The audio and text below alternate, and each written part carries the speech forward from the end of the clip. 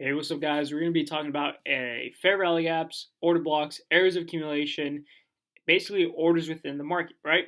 So there's a lot of like videos on TikTok, Instagram, YouTube showing you guys like how to identify them. But I feel like a lot of them are just more like attention grabs and things that people say so that you can get their attention and you think that, hey, this is easy. But it's not as simple as they make it out to be, right? I'm going to make it as simple and clear as possible as I can make it, right? So you guys can genuinely understand what a, fair value gap, order block, and area of accumulation is. So let's get straight into it. So the fair value gap is a gap between three consecutive candles, right? So one candle, right? Your second candle, right? And then your third candle,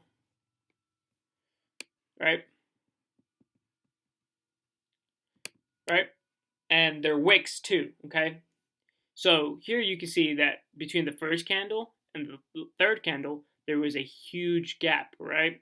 That is the fair value gap. Now, let me show you guys it within the market, right? So this right here, is a fair value gap. It's between three consecutive candles. 1, 2, 3. And it created this huge imbalance of orders, right? This huge big push up because there was a lot more buying orders than there were selling orders, meaning that there is buying orders still within this fair value gap, right?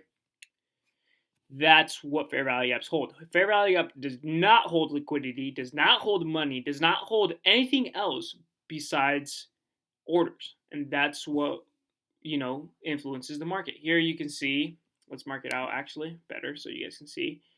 Here you can see that with this fair value gap, we tapped into it once and gave us a beautiful reaction. We could have gotten a like 1, 2, 3, 1, 2, 4 risk to reward off of this one trade, right? And then you can see later on that this thing pushed even lower, tapped the 50% of the fair value gap, and had a huge push up, right? And I'm gonna show you guys how to do that on your chart. So obviously you hop on your select the square rectangle tool within the within your tools over here, right? Select your tool, right? Select the rectangle, right? And you have placed it down where you want it, right? You're gonna click on it, go on settings, and then style, right? And then this is where you're gonna fix it. You're gonna click apply middle line right here, and then you're gonna choose whatever color you want. You guys can mess with it however you guys want. It's your chart. I also get asked why I have blue and black candles, right? Black meaning bearish and blue meaning bullish, because red and green candles really does mess with psychology. People that have been doing this for a while do not use red and green candles. I'll tell you that right now, okay? Okay, anyways, back to fair value gaps. So you can see that I didn't place it, this fair value gap between this candle close, right, and this candle close, right? I placed it between the wick of that candle and the wick of this candle. Why? Because you go based off of the wicks, okay? Because wicks tells you where price has went. So if it wicked up here and pushed down, then that wouldn't, like, let's say that this candle right here, right? This candle, let's say this candle pushed up and wicked all the way back up to this other candle, right? This candle did, right? Then that wouldn't have been a fair value gap, right? Why? Because it never created that gap. You go based off of the wicks, okay? Not the body closures. You go based off of the wicks. Anyways, here you can see that it tapped the 50%, like I said, and had flipped the market like on its ass, bruh.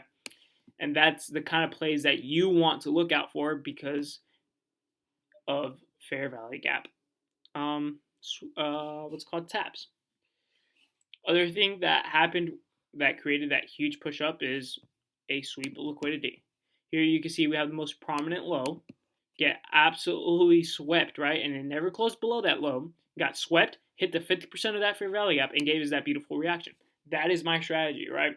After you guys learn the basics, I'm going to teach you guys my strategy, right? And then obviously, strategy doesn't require much skill. You just copy a trade that you see over and over and over and over again. That's why I offer a Discord membership.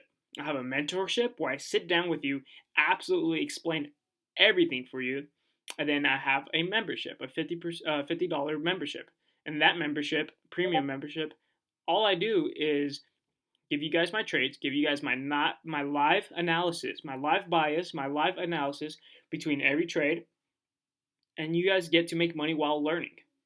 That's what you're paying for. You're paying for my 2 years of market experience. Correct? Anyways, next thing is order blocks. Order blocks is the candle before, okay, listen, the candle before a huge reaction. So a lot of people would call this the order block, but that's not the order block. The order block is the candle below that, right? That created a huge reaction. What created a huge reaction? This did right here. That is the order block. Between wick to wick to wick, right? From wick to wick. From wick to wick. That is the order block, okay? That is what created that huge movement up. Order blocks don't work necessarily as good as sweep liquidities and fair value gaps, but they do work, right? Sometimes we don't even have the fair value gap get filled, right? Equal lows. Sometimes it just reacts off of the candle, which would be this right here. That's exactly what it did. It reacted off of this order block. This was the move, like the candle prior to this huge move up, right?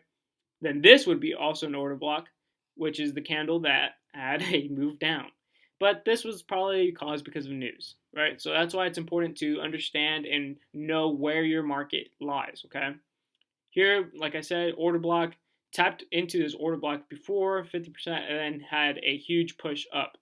This same thing happened here, right? Tapped into this huge order block. Let me fix that for you.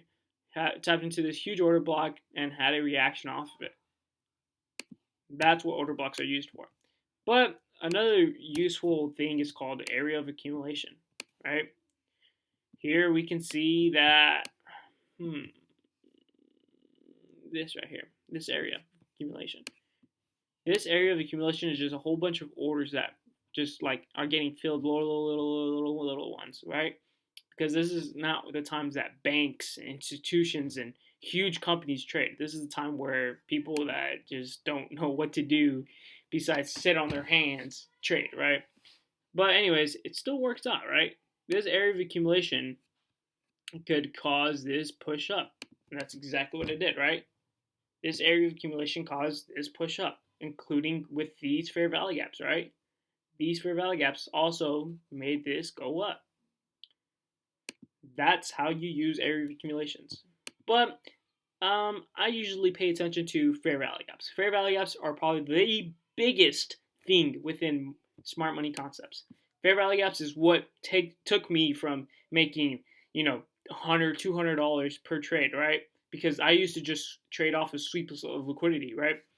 It took me from $200, $300, $100 per trade to making over 5 figures per trade. Now I'm making over $10,000, $15,000, $20,000 per trade, right? And that's what helped me. Anyways, guys, next video is probably just going to be talking about what day trading is, right? Like, what influences the market and stuff. Anyways, take care, guys. See you guys on the next one. Peace.